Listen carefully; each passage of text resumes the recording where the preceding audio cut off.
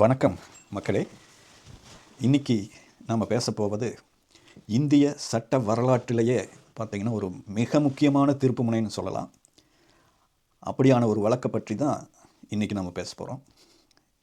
இந்த வழக்கு எதன் பின்னணியில் வந்ததுன்னு பார்த்தோம்னா 2020 வருஷம் தூத்துக்குடி மாவட்டம் சாத்தான்குளம் என்ற சின்ன ஊரில் நடந்த மிகப்பெரிய சம்பவத்தினால இந்தியாவையே உலுக்கிய சம்பவம் அப்படின்னு இதை சொல்லலாம்.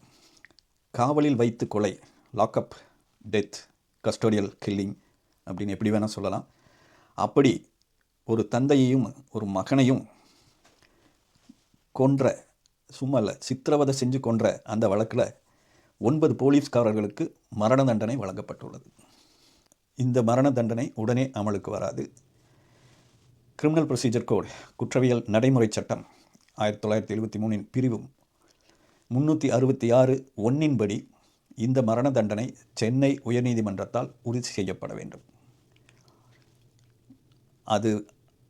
அதுக்காக இந்த விசாரணை நீதிமன்றத்தோட முழு பதிவேடுகளும் உயர்நீதிமன்றத்திற்கு அனுப்பி வைக்கப்படும். உயர்நீதிமன்றம் சுயாதீனமாக புதிதாக விசாரித்து இந்த தீர்ப்பை ஒப்புக்கொண்டால் மட்டுமே அது நிறைவேறும். தண்டனை பெற்ற குற்றவாளிகள் அவர்களும் உயர்நீதிமன்றத்திலும் உச்ச நீதிமன்றத்திலும் மேல்முறையீடு செய்வதற்கு உரிமை இருக்கிறது. அதனால் உடனடியாக இந்த தீர்ப்பு அமலுக்கு வரலன்னா கூட இந்த தீர்ப்பு இனிமேல் இது போன்ற சம்பவங்களில் ஈடுபட நினைக்கிறவங்களுக்கு ஒரு